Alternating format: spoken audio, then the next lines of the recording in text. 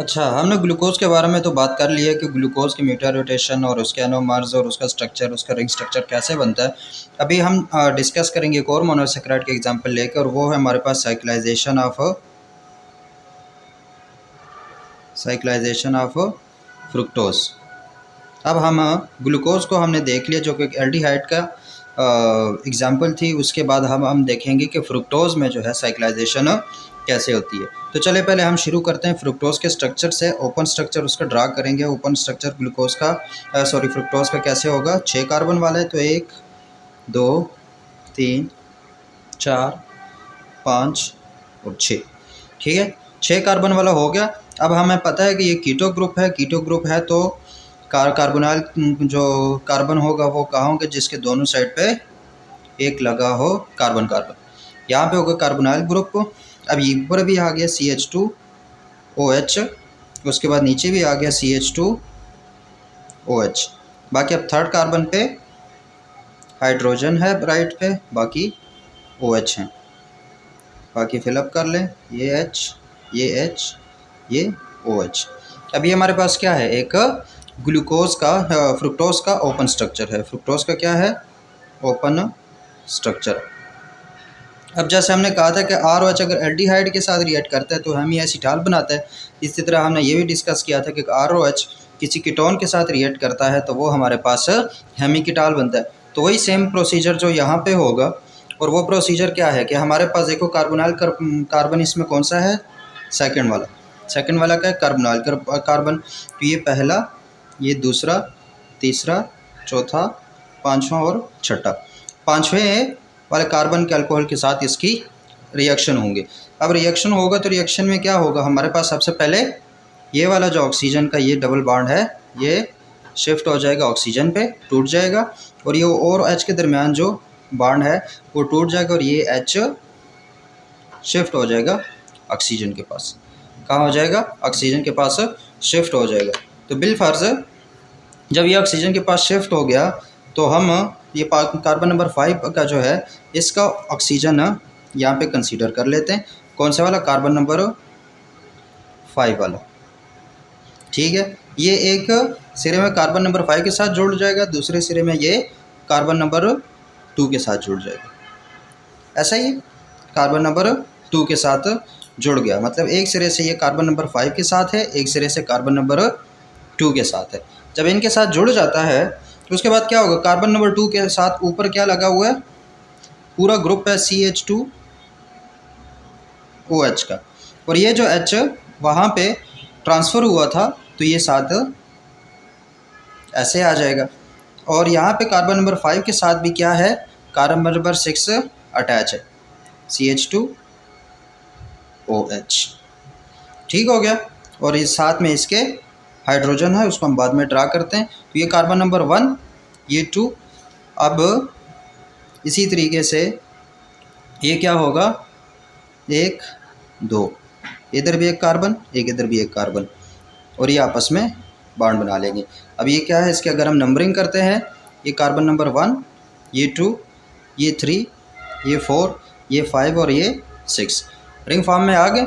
अब जो अंदर है उसको बाहर करना है यहाँ से। ठीक है, जो ग्रुप अंदर है उसको बाहर और जो बाहर है उसको अंदर लिखना। तो अब देखो कार्बन नंबर 3 की अगर बात करते हैं तो कार्बन नंबर 3 का H अंदर था, ये बाहर आ गया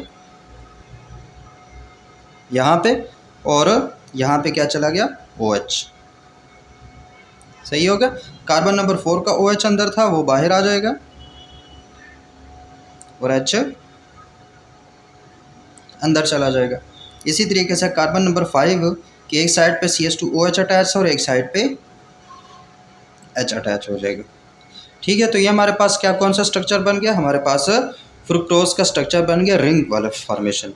रिंग फॉर्मेशन हुआ तो इसको साइक्लिक फ्रुक्टोज हमारे पास बन गया।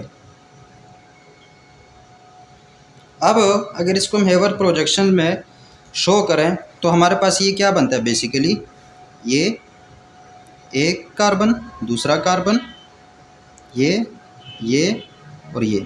ठीक है, यहाँ पर भी एक कार्बन CH2OH के फॉर्म में, यहाँ पर भी एक कार्बन CH2OH के फॉर्म में, और इसके इस तरफ OH।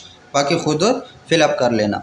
तो अगर ये जो स्ट्रक्चर है ये बन गया, अगर इसको मैं फिलअप भी कर देता हूँ आप लोगों के लिए, यहाँ पे H, यहाँ पे OH, इसी तरह यहाँ पे OH, यहाँ पे H कार्बन नंबर, और उसके बाद यहाँ पर H।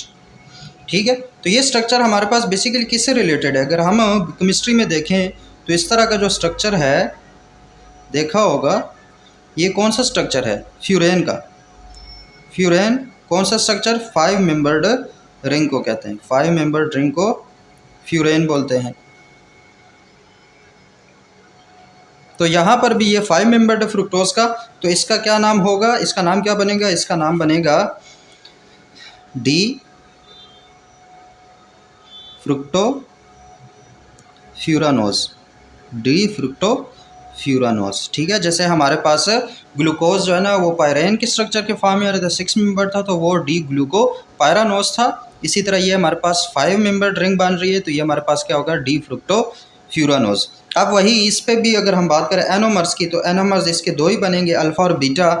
अगर यहाँ पर हम देखते हैं, चलो यहाँ पे देख लेते हैं, OH और CH2OH क्या है? आपस में एक दूसरे के ऑपोजिट हैं। तो ये वाला जो स्ट्रक्चर होगा इसको क्या कहेंगे हम? जब CH2OH और OH जो एनोमेरिक कार्बन है वो हमारे पास क्या हूँ? ऑपोजिट हूँ, तो वो होगा alpha D fructofuranose, D fructofuranose. इसी तरीके से हमारे पास अगर ये OH ऊपर हो और CH2 नीचे हो, मतलब ये सेम प्लेन पे आ जाए, OH ऊपर चला जाए कार्बन के और CH2 नीचे आ जाए, तो इसको फिर कहेंगे हम बीटा। इसको क्या कहेंगे? Beta D fructofuranose. ठीक होगा, फ्यूरेन की वजह से फ्यूरानोज हो जाएगा हमारे पास। अब ये अगर हमसे कोई पूछे कि फ्रुक्टोज के जो हमारे पास कौन कौन से हैं एनोमर्स, तो हमारे पास वही है अल्फ़ा और बीटा। बस याद रखना, ग्लूकोज के जब बात करेंगे तो उसमें एनोमेरिक कार्बन हमारे पास कार्बन नंबर 1 होगा, जबकि जो फ्रुक्टोज की बात करेंगे तो उसमें एनोमेरिक कार्बन जो है वो हमारे पास कार्बन नंबर 2 होगा। इस चीज़ को याद रखें ताकि एनोमर्स के समझने में कोई मुश्किल ना हो।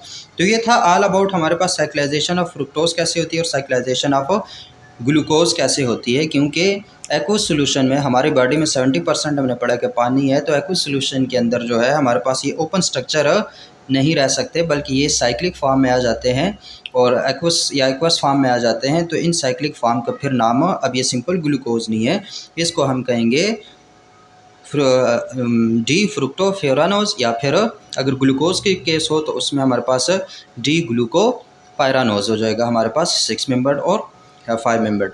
तो इस तरीके से हमारे पास बनते हैं जो रिंग स्ट्रक्चर हैं। तो इसमें कोई रट्टा लगाने की ज़रूरत नहीं है, हमें पता होना चाहिए कि हेमिएसिटाल हेमिकीटाल कैसे बनते हैं, बस उसी की मदद से हम ओपन स्ट्रक्चर को रिंग स्ट्रक्चर में कन्वर्ट कर सकते हैं। तो this was all about cyclisation of fructose. Thank you so much.